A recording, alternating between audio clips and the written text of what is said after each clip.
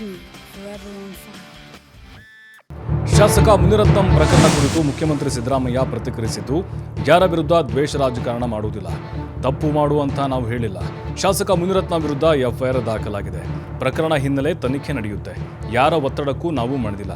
ಯಾರ ವಿರುದ್ಧವೂ ದ್ವೇಷದ ರಾಜಕಾರಣ ಮಾಡುವುದಿಲ್ಲ ಅಂತ ಕೊಪ್ಪಳ ಜಿಲ್ಲೆಯಲ್ಲಿ ಸಿಎಂ ಸಿದ್ದರಾಮಯ್ಯ ಹೇಳಿದರು.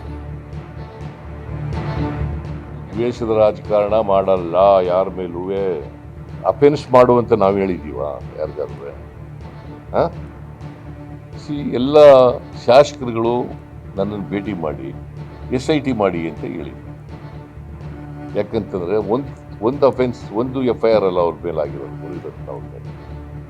ಒಂದು ಎಕ್ಸ್ಟಾರ್ಷನ್ಗಾಗಿದೆ, ಎರಡನೇದು TCR ಆಕ್ಟ್ ಮೇಲಾಗಿದೆ, ಮೂರನೇದು ರೇಪ್ ಕೇಸ್ಗಾಗಿದೆ. ಏನ್ ಮಾಡ್ಬೇಕು ಹೇಳಿ ನೋಡೋಣ. ನಾವು ದ್ವೇಷದ ರಾಜಕಾರಣ ಮಾಡಲ್ಲ. ತುಂಗಭದ್ರಾ ಜಲಾಶಯ ಭರ್ತಿಯಾಗಿದೆ. ರೈತರು ಸಂತಸದಿಂದ ಇದ್ದಾರೆ. ಇನ್ನು ರೈತರ ಎರಡನೇ ಬೆಳೆಗೆ ನೀರು ಸಿಗುತ್ತೆ ಅಂತ ಸಿಎಂ ಸಿದ್ದರಾಮಯ್ಯ ಸಂತಸ ವ್ಯಕ್ತಪಡಿಸಿದರು. ಮಳೆಯಾಗಿದೆ. ಕಲ್ಯಾಣ ಕರ್ನಾಟಕದ 5 ಲೋಕಸಭಾ ಸ್ಥಾನಗಳನ್ನು ಗೆಲ್ಲಿಸಿಕೊಟ್ಟಿದ್ದೀರಿ. ನಾವು ನುಡಿದಂತೆ ಗ್ಯಾರಂಟಿಗಳನ್ನು ಕೊಟ್ಟಿದ್ದೇವೆ. ಆದರೆ ವಿರೋಧ ಪಕ್ಷದ ನಾಯಕರು ದಾರಿ ತಪ್ಪಿಸುವ ಕೆಲಸ ಮಾಡುತ್ತಿದ್ದಾರೆ. ತಪ್ಪು ಸಂದೇಶಗಳನ್ನು ಹರಡಿಸುತ್ತಿದ್ದಾರೆ. ವಿರೋಧ ಪಕ್ಷದ ನಾಯಕರ ಮಾತುಗಳಿಗೆ ಯಾರೂ ಕಿವಿಗೊಡಬಾರದು ಅಂತ ಕೊಪ್ಪಳದಲ್ಲಿ ಸಿಎಂ ಹೇಳಿದರು. ತುಂಗಭದ್ರಾ ಡ್ಯಾಮ್ ಮತ್ತೆ ತುಂಬಿದೆ.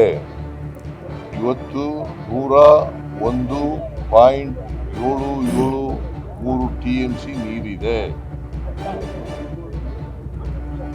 ಮುಂಗಾರು ಬೆಳೆಗಾಗಿ ಹಿಂಗಾರು ಬೆಳೆಗೂ ಕೂಡ ನೀರು ಸಿಗ್ತದೆ. ಈಗ 19ನೇ ಗೇಟು ಅದು ಕೊಚ್ಕೊಂಡು ಹೊರಟೋಗ್ಬಿಟ್ಟಿತ್ತು.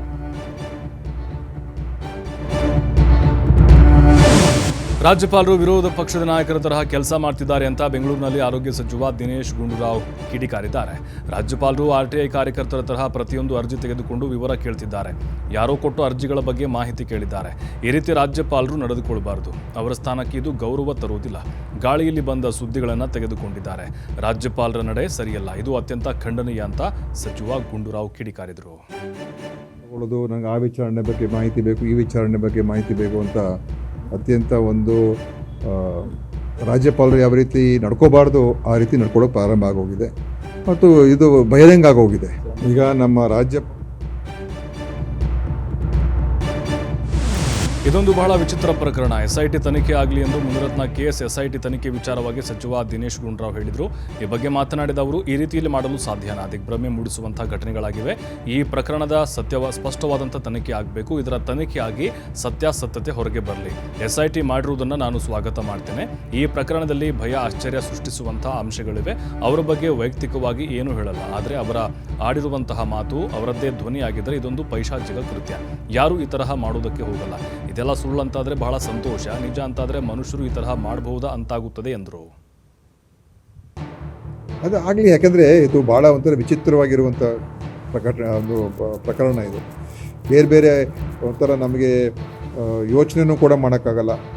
ಮತ್ತು ಕೇಳಿದಾಗ ಅದು ಈ ಥರ ಎಲ್ಲ ಮಾಡೋಕ್ಕೆ ಸಾಧ್ಯನಾ ಅಂತ ಕೂಡ ಅನಿಸುವಂಥ ರೀತಿಯಲ್ಲಿ ಒಂದು ದಿಗ್ಭ್ರಮೆ ಮೂಡಿಸುವಂಥ ರೀತಿಯಲ್ಲಿ ಇರುವಂಥ ಘಟನೆಗಳು. ಅದರಿಂದ ಇದನ್ನು ಒಂದು ಸ್ಪಷ್ಟವಾದಂಥ ಒಂದು ತನಿಖೆ ಆಗಬೇಕಾಗಿರೋದು ಮುಖ್ಯ. ಯಾಕಂದರೆ ಬೇರೆ ಬೇರೆ ರೀತಿಯಲ್ಲಿ ಇದರಲ್ಲಿದೆ, ಅನೇಕ ಅಂಶಗಳು ಇದ್ರಲ್ಲಿ ಸೇರ್ಕೊಂಡ್ಬಿಟ್ಟಿದೆ ಈಗ.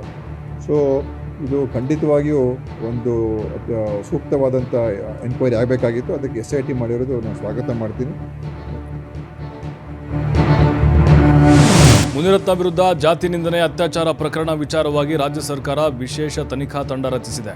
ಮುನಿರತ್ನ ಪ್ರಕರಣ ಗಂಭೀರವಾಗಿ ಪರಿಗಣಿಸಿರುವಂತಹ DK ಶಿವಕುಮಾರ್ ಸಮುದಾಯದ ನಾಯಕರ ಮೂಲಕ SIT ರಚನೆಗೆ ಒತ್ತಾಯಿಸಿದರು. ಈ ಹಿನ್ನೆಲೆ SIT ತನಿಖಾ ತಂಡ ರಚಿಸಿ ಪ್ರಕರಣದ ತನಿಖೆಗೆ ಮುಂದಾಗಿದೆ. ಇನ್ನು ತನಿಖೆಯಿಂದ ಇನ್ನಷ್ಟು ಅಕ್ರಮಗಳು ಹೊರಬರುತ್ತಾ, ಜೊತೆಗೆ ಹಲವು ಹಳೆಯ ಪ್ರಕರಣಗಳಿಗೆ ಜೀವ ಬರುತ್ತಾ ಎಂಬುದು ತನಿಖೆ ನಂತರವಷ್ಟೇ ಗೊತ್ತಾಗಬೇಕಾಗಿದೆ.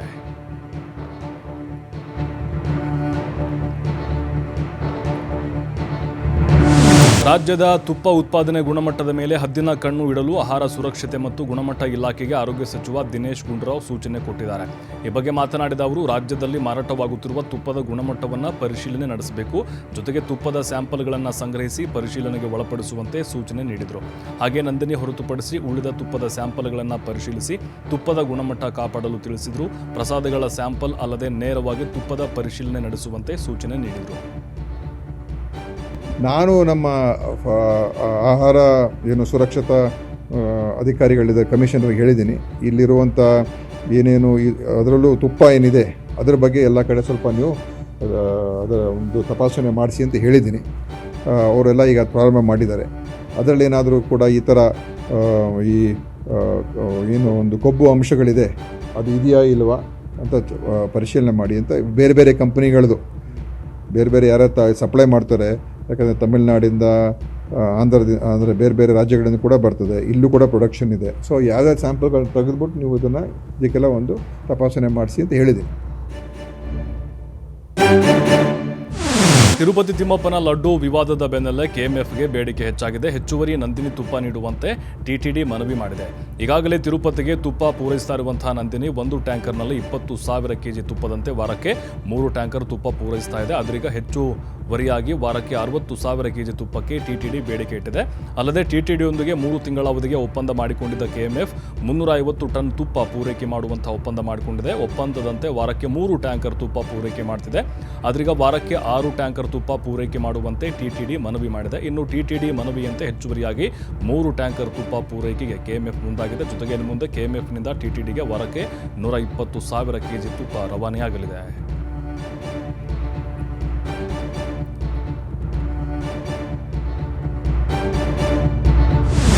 ಬಿಜೆಪಿ ಪಾಳಯದಲ್ಲಿ ಈಶ್ವರಪ್ಪ ಕಡೆಗಣನೆ ಹಿನ್ನೆಲೆ ಅವಳಿ ಜಿಲ್ಲೆಯಲ್ಲಿ ಮಾಜಿ ಡಿಸಿಎಂ ಕೆಎಸ್ ಈಶ್ವರಪ್ಪ ಬೆಂಬಲಿಗರು ಆಕ್ಟಿವ್ ಆಗಿದ್ದಾರೆ. ರಾಜ್ಯದಲ್ಲಿ ಕೆಎಸ್ ಈಶ್ವರಪ್ಪ ಅಸ್ತಿತ್ವಕ್ಕೆ ಮತ್ತೊಮ್ಮೆ ಸಂಗೊಳ್ಳಿ ರಾಯಣ್ಣ ಬ್ರಿಗೇಡ್ ಮುಹೂರ್ತಕ್ಕೆ ತಯಾರಿ ನಡೀತಾ ಇದೆ.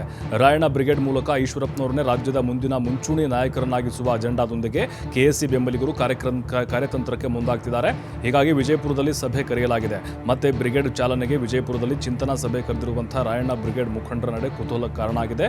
ಅತ್ತ ಕಾಂಗ್ರೆಸ್ನಲ್ಲೂ ಸಿದ್ದರಾಮಯ್ಯ 2028ಕ್ಕೆ ಸ್ಪರ್ಧೆ ಮಾಡುವ ಸುಳಿವು ಕಡಿಮೆ ಇದ್ದು, ಇದೆಲ್ಲದರ ಮಧ್ಯೆ ಕೆಎಸ್ ಈಶ್ವರಪ್ಪನವರನ್ನೇ ಮುಂದಿನ ರಾಜ್ಯದ ಅಹಿಂದ ನಾಯಕ ಎಂಬ ನಿಟ್ಟಿನಲ್ಲಿ ಬಿಂಬಿಸೋಕೆ ರಾಯಣ್ಣ ಬ್ರಿಗೇಡ್ ಟೀಮ್ ರೆಡಿ ಆಗ್ತಾ ಇದೆ. ಈ ಬಾರಿ ಶತಾಯಗತಾಯ ಬ್ರಿಗೇಡ್ ಸಂಘಟಿಸಿ ಈಶ್ವರಪ್ಪನವರ ಅಸ್ತಿತ್ವ ಉಳಿಸಿ ರಾಜ್ಯ ಪಟ್ಟಕ್ಕೇರಿಸುವಂತಹ ಪ್ಲಾನ್ ಅತೃಪ್ತ ಅಹಿಂದ ನಾಯಕರದ್ದಾಗಿದೆ. ನಗರದಲ್ಲಿ ಸಂಗೊಳ್ಳಿ ರಾಯಣ್ಣ ಬ್ರಿಗೇಡ್ನ ಒಂದು ಪ್ರಮುಖ ಸಭೆಯನ್ನು ಕರೆಯಲಾಗಿದೆ. ಈಗ ಮೊನ್ನೆ 12ನೇ ತಾರೀಕಿಗೆ ಹುಬ್ಬಳ್ಳಿಯಲ್ಲಿ ಕೂಡ ಒಂದು ಸಭೆಯನ್ನು ಮಾಡಿದೆ ಸನ್ಮಾನ್ಯ ಈಶ್ವರಪ್ಪನವರ ನೇತೃತ್ವದಲ್ಲಿ.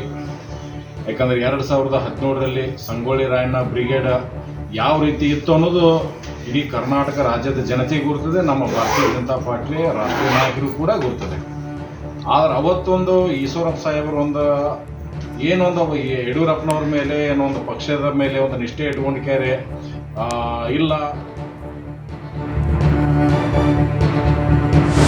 ಬೆಂಗಳೂರಿನ ವೈಯಾಲಿಕಾವಲ್ ಮಹಿಳೆ ಹತ್ಯೆ ಪ್ರಕರಣ ಸಂಬಂಧ ಮಹಿಳೆ ಮಹಾಲಕ್ಷ್ಮಿ ಪತಿ ಹೇಮಂತ್ ದಾಸ್ ಪ್ರತಿಕ್ರಿಯೆ ನೀಡಿದರು. ಈ ಬಗ್ಗೆ ಮಾತನಾಡಿದ ಅವರು, ನನಗೂ ಈ ವಿಚಾರ ಮೊನ್ನೆ ಗೊತ್ತಾಯಿತು. ಓನರ್ ಫೋನ್ ಮಾಡಿದ್ರು, ಮಹಾಲಕ್ಷ್ಮಿ ರೂಮ್ನಿಂದ ಸ್ಮೆಲ್ ಬರ್ತಾ ಇದೆ ಅಂತ ಹೇಳಿದ್ರು. ನಾವು ಮುಂಚೆ ನೆಲಮಂಗಲದಲ್ಲಿದ್ವಿ. ನಾವು ನೇಪಾಳ ಮೂಲದವರು. 35 ವರ್ಷ ಆಯಿತು ಬೆಂಗಳೂರಿಗೆ ಬಂದು. ಇನ್ನು ಮದುವೆಯಾಗಿ 5 ವರ್ಷ ಆಗಿದೆ. 9 ತಿಂಗಳಿನಿಂದ ದೂರ ಇದ್ವಿ. ಈ ಹಿಂದೆ ಅಶ್ರಫ್ ಎನ್ನುವ ವಿರುದ್ಧ ನಾನು ದೂರು ಕೊಟ್ಟಿದ್ದೆ. ಆತ ಮಹಾಲಕ್ಷ್ಮಿ ಜೊತೆ ಸಲುವಿನಿಂದ ಇರೋದು ಗೊತ್ತಾಯಿತು. ಆತ ಉತ್ತರಾಖಂಡ್ ಮೂಲದವನು ಅಂತ ಹೇಳಿದ್ದಾರೆ. ಸಾರಿ, ಫ್ಯಾಮಿಲಿ ಇಶ್ಯೂ ಆಗಿತ್ತು ಸ್ವಲ್ಪ, ಅದಕ್ಕೆ. ಈ ರೀತಿಯಾದಂಥ ಇಶ್ಯೂ ಏನಿದೆ? ಆ ರೀತಿ ಇರಲಿಲ್ಲ ಅವಾಗ. ಓಕೆ, ನಿಮ್ಮ ಮೂಲ ಕರ್ನಾಟಕ? ಇಲ್ಲ ಸರ್, ನಮ್ಮದು ತ್ರಿಪುರ, ನಾರ್ತ್ ಈಸ್ಟ್. ಅವರು ಹುಟ್ಟಿರೋದು ಆ್ಯಕ್ಚುಲಿ ಇಲ್ಲಿ ನೆಲಮಂಗಲದಲ್ಲಿನೇ. 35 ಇಯರ್ಸ್ ಆಯಿತು ಅವ್ರ ಅಪ್ಪ ಬಂದು ಇಲ್ಲಿ ಆಲ್ಮೋಸ್ಟ್ ಸೆಟಲ್ ಆಗಿದ್ದಾರೆ ಅವರು. ತಂದೆ ತಾಯಿ ಎಲ್ಲ ನೇಪಾಳ? ನೇಪಾಳ. ವಿಶ್ವವಿಖ್ಯಾತ ಮೈಸೂರು ದಸರಾ ಮಹೋತ್ಸವಕ್ಕೆ ದಿನಗಣನೆ ಶುರುವಾಗಿದೆ. ಅರಮನೆಯ ಖಾಸಗಿ ದರ್ಬಾರ್ಗೆ ಪಟ್ಟದ ಆನೆ ಹಾಗೂ ನಿಶಾನೆ ಆನೆಯನ್ನು ರಾಜವಂಶಸ್ಥೆ ಪ್ರಮೋದಾದೇವಿ ಒಡೆಯರ್ ಆಯ್ಕೆ ಮಾಡಿದ್ದಾರೆ. ಅರಮನೆಯ ಖಾಸಗಿ ದರ್ಬಾರ್ಗೆ ಪಟ್ಟದ ಆನೆಯಾಗಿ ಕಂಜನ್ ಹಾಗೆ ನಿಶಾನೆ ಆನೆಯಾಗಿ ಭೀಮ ಆಯ್ಕೆಯಾಗಿದ್ದಾನೆ. ಶ್ರೀರಂಗಪಟ್ಟಣ ದಸರಾ ಆನೆ, ದಸರಾ ನಿಶಾನೆ ಆನೆ ಆಯ್ಕೆ ಮಾಡಬೇಕಾಗಿದೆ. ಈಗಾಗಲೇ ಎಲ್ಲ ಆನೆಗಳು ಉತ್ತಮವಾಗಿ ತಾಲೀಮು ನಡೆಸಿವೆ. ತಾಲೀಮಿನ ಬಳಿಕ ಆನೆಗಳಿಗೆ ಈಗ ಜವಾಬ್ದಾರಿ ನೀಡುವಂಥ ಸಮಯ ಆರಂಭ ಆಗಿದೆ.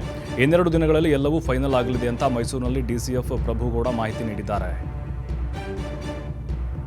ಪಟ್ಟದ ಆನೆಗಳು ಪೂಜೆಗೆ ಯಾವುದು ಮಹಾರಾಜರಿಗೆ ಪೂಜೆಗೆ ಯಾವ್ದು ಹೋಗಬೇಕು ಅಂತ ಹೇಳ್ಬಿಟ್ಟು ಮಹಾರಾಣಿಯವರು ಇವತ್ತು ಎಲ್ಲ ಆನೆಗಳನ್ನ ನಮ್ಮ ಮನೆಯ ಮಾವತ್ತು ಮತ್ತು ಕಾವರಿಗೆ ನಮ್ಮ ಟೀಮ್ ತಗೊಂಡು ಹೋಗಿತ್ತು. ಸೊ ಹೋದಾಗ ಮಹಾರಾಣಿಯವರು 2 ಆನೆಗಳನ್ನು ಅದರಲ್ಲಿ ಔಟ್ ಆಫ್ ಕರ್ಕೊಂಡೋಗಿತ್ತು. ಅದರಲ್ಲಿ 2 ಆನೆಗಳನ್ನ ಸೆಲೆಕ್ಟ್ ಮಾಡ್ತಾರೆ. ಒಂದು ಅವರಲ್ಲಿ ಪೂಜೆ ಮಾಡೋಕ್ಕೆ ಮತ್ತು ಒಂದು ಮುಂದೆ ತಗೊಂಡು ಹೋಗುತ್ತೆ. ಅದರಲ್ಲಿ ಈಗ ಮಹಾರಾಣಿಯವರು ಕಂಜನ್ನು ಮತ್ತು ಇದನ್ನು ಭೀಮನ ಶಾರ್ಟ್ ಲಿಸ್ಟ್ ಮಾಡಿದ್ದಾರೆ.